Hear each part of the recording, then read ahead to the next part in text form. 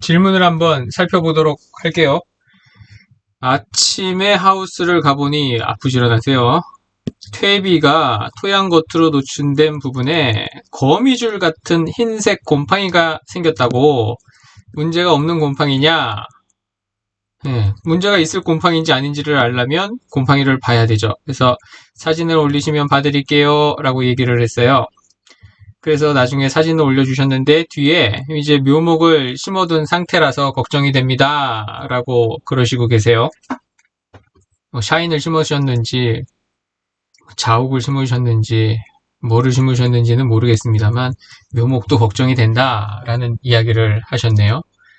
그리고 이제 요 밑에 보면 이제 요 사진을 보고 겁나 발효 중입니다 라고 Y라는 부분이 그러셨는데, Y 선생님, 저거는 발효라고 하지 않아요.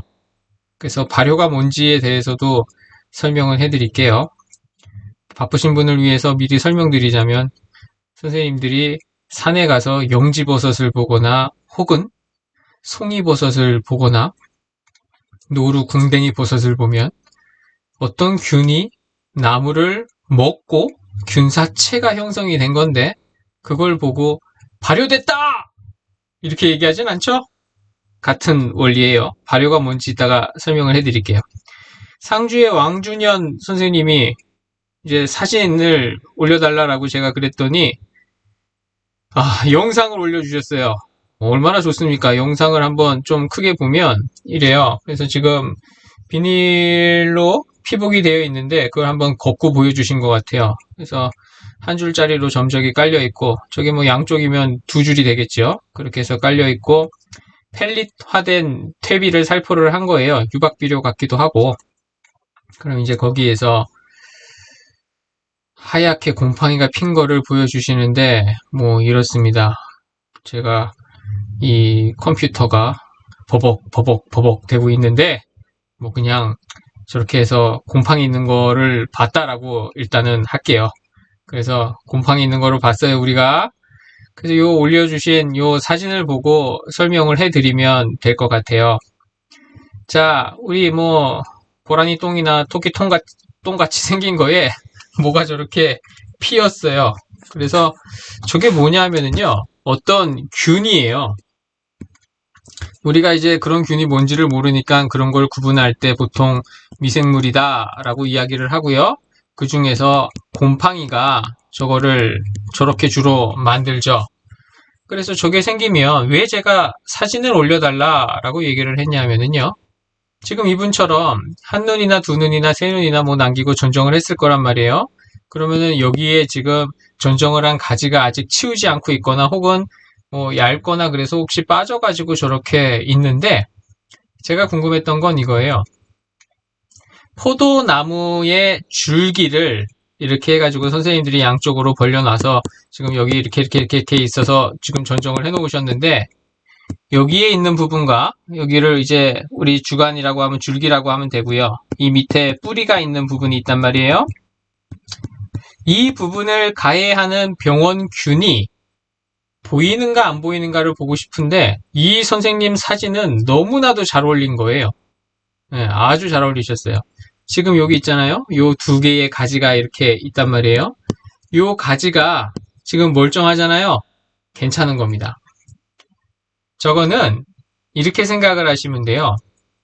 이 퇴비를 무엇인가로 만들었을 거 아니에요. 저게 뭐 깻묵일 수도 있고 아주까리 박일 수도 있고 대두박일 수도 있는 거고, 뭐 거기에다가 돈분이나 개분이나 우분이나 뭐 이런 거를 넣어서 했을 수도 있고, 뭐 좋다고 해가지고 광어 폐사한 거라든지 뭐 이런 어분이나 혈분이나 뭐 이런 걸 넣어서 할 수도 있어요. 그러면 거기에 남아있는 영양분들을 분해하고 있는 과정이죠. 분해하고 있는 과정인데 여기에 있는 이 분해하기 위해서 달려든 이 곰팡이 균이 요 줄기나 요쪽까지 가는 거냐? 그건 아니라라는 얘기예요. 제일 걱정스러운 거는 뭐냐 하면 나중에 선생님들이 이렇게 있어서 여기 포도 이파리가 있고 여기에서 이제 포도가 주렁주렁 달려져 있는데, 나중에 요 꼭지 부분, 여기 부분이 요렇게 색깔을 좀 바꿔야겠네. 이렇게 꼭지가 마르는 증상들이 보여요. 꼭지 마른 병이라고 하는데요. 그러면은 요 부분이 이제 이렇게 있는데 어떤 거는 보면 요 안에까지도 이렇게 말라 있는 게 보인단 말이에요. 이 병원균이 이 포도의 줄기에도 감염을 시켜요. 그래서 신기하게도 양쪽으로 이제 벌려놨잖아요. 여기에서부터 만약에 감염을 시작을 하면 이쪽으로 전부 다 죽여버립니다. 이게 이 안으로 침투해서 물관과 체관 전부를 갈변시키고 죽게 만들거든요. 그래서 다시 여기를 자르셔서 여기에 나와 있는 예비지로 눕혀가지고 다시 수관을 형성을 해야 되는 그런 일이 생기는 병원균이 있어요. 보트리스포에리아 도티데아라고 하는 균이 있는데 사과에서는 견문이 썩은 병을 만들고요. 그게 복숭아에서도 복숭아 나무를 죽게끔도 만들고요. 혹시 그런 건가 싶어서 사진을 올려달라고 했는데 전혀 걱정하실 필요가 없는 거니까는 그냥 습하고 그래서 먹을 게 남아 있으니까 토양에 있던 균들이 저기에 남아 있는 양분들을 분해하는 거구나 라고 생각을 하시면 돼요. 근데 지금 이걸 분해하는데 아까 그 Y라는 분이 겁나게 발효를 하고 있다라고 했는데 이거는 발효가 아닙니다. 이거는 그냥 미생물이 자기가 먹고 살기 위해서 활동을 하는데 발효라는 말에 대해서 근데 이거를 뭐 굳이 그렇게 열심히 배우실 필요까지는 없고요. 그냥 발효가 아니다라고 생각을 하시면 되는데 발효라는 개념을 적용을 하려면 공기가 없는 조건 하에서 미생물들이 활동을 해야 발효해요. 김치를 담궜어요. 그 김치를 뚝 차곡차곡 쌓아가지고 뭐 이렇게 눌러가지고 해서 공기가 없는 상태에서 그걸 우리는 뭐라고 그러냐? 혐기라고 하죠. 공기가 없는 상태에서 미생물들이 거기에 우리가 넣은 마늘도 있고 고추도 있고 아미노산인 멸치 액젓도 있고 뭐 찹쌀 풀도 써서 넣을 수도 있고 그렇잖아요. 그것들과 우리가 원하는 채소 대표적으로 뭐 배추겠죠. 뭐 가실 수도 있고 고들빼기일 수도 있고 그거를 같이 천천히 분해하는 공기가 없는 조건에서 그때 우리는 이거를 발효라고 이야기를 합니다. 그러면 반찬통에서 꺼내가지고 덜어서 먹고 공기 중에 나와서 지금 널브러져 있어. 그러면 우리는 그거를 발효라고 하느냐? 미생물들은 계속 활동을 할 텐데 그때 우리는 이제 다른 말을 씁니다. 뭐라고 쓸까요? 그렇죠. 부패라는 말을 씁니다. 부패가 심하게 되면 사람이 먹을 수 없는 단계까지 만들어지는 거고요. 그 전까지는 부패가 진행이 된다라고 이야기를 하는 거예요. 생선을 잡았어요. 죽였어요. 숙성이라고 이야기를 하지만 부패의 과정인 거예요. 그 부패가 진행이 돼서 어느 정도까지는 먹을 수 있으면 인간이 먹는 거고 그걸 넘어서면 나쁜 냄새가 더 쌓이거나 더 시큼해진다거나 조직이 연화돼서 흐물흐물해진다거나 그런 부패라고 그냥 구분을 짓는 거고요. 그래서 저거는 지금 저렇게 일어나는 거는 발효라고 이야기를 하시면 안 되고 그냥 뭐 미생물이 번식을 하고 있는 거구나 라고 생각을 하시면 됩니다. 그러면 여기에서 이제 응용되는 질문을 하나 드리자면 선생님 이 퇴비를 산더미처럼 쌓아놓고 그러면 이 바깥은 공기와 접촉을 하지만 이 안쪽은 공기와 접촉을 못하는 여기는 혐기 상태 여기는 호기 상태 이렇게 되잖아요. 그럼 김치도 마찬가지인 거고 겉은 호기 상태 속은 혐기 상태 그럼 여기는 호기성 균들이 작용을 하는 거고 이 안에는 현기성 균들이 사는 거고 그렇게 해가지고 뭔가가 이루어지는 거죠. 그럼 이게 뭐 퇴비도 발효냐 선생님들이 발효 퇴비 뭐 이렇게 얘기하시잖아요.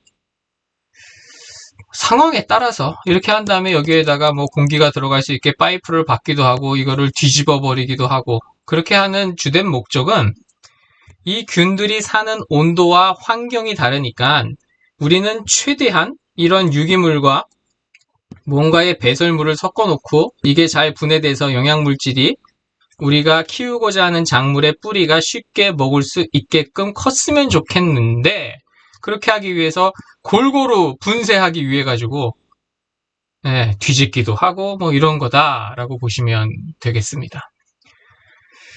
자, 요약을 해보자고 하면 퇴비를 뿌리거나 혹은 무언가를 갖다 넣었는데 곰팡이가 피었어. 내가 지금 나무를 키워야 되는데 거기에도 묘목에도 옮아갈 것 같아. 그러면 된다 안 된다가 그냥 전화상이나 이렇게 귀동량으로 해결되는 게 아니고요. 사진을 봐야 됩니다. 그리고 더 정확하게 하려면 혹시라도 압니까? 이게 여기에도 감염을 시킬 수 있을 건지 그러면은 균을 분리를 해야 되는데 그런 일들은 극히 뭐 그렇게 잘 생기지 않습니다.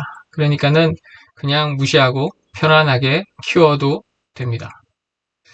참고로 저희가 균 분리를 하기는 해요. 그래서 바이러스까지 분리를 하기는 하는데 그 정도로까지 필요한 그런 상황은 아니니까 그냥 놔비두셔도 되고 발로 갖다가 휘두르셔도 되고 별 큰 문제 없다라고 보시면 됩니다. 그게 혹시라도 걱정이 되면 이렇게 생각을 하세요.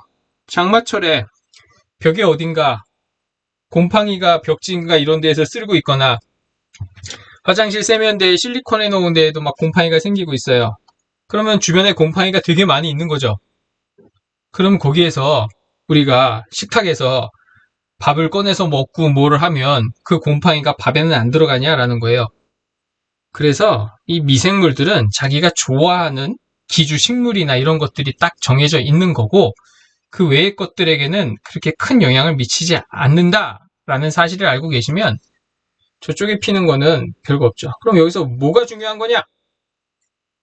저 잘라놓은 가지에도 가지 껍데기부터 시작해가지고 곰팡이가 막 주구장창 피고 있다라고 하면 혹은 저 가지가 했는데 이게 땅바닥에 이렇게 꽂혀 있는데 꽂혀 있는데 이 꽂혀 있는 속 안이 아니고 이 겉에 쪽으로도 계속해서 곰팡이가 뭐 많이 나오고 있다라고 하면 그때는 조금 약간 걱정을 해보셔야 되겠죠. 근데 뭐 그거 아닌 경우에는 그리고 땅속에서의 곰팡이도 굉장히 많은 것들이 우점을 미리 하고 있기 때문에 아까 말씀드렸던 꼭지마른병 병원균 자체가 여기에서 기존에 있는 곰팡이들을 이기고 이거를 분해한다라는 거는 또 그렇게 쉬운 일도 아닙니다. 그래서 그렇게 크게 걱정할 일은 아닙니다. 이거를 뭐 글로 써서 하자니 너무 길고 그래서 영상으로 만들었거든요. 혹시라도 뭐 그 운영진에 누가 된다거나 그러면 사전에 늘 이야기 안 하시고 그냥 조용히 없으셔도 아무런 이의를 제기하지 않을 테니까 그냥 이런 의견도 있구나 라고 생각을 하시면 될 것 같습니다.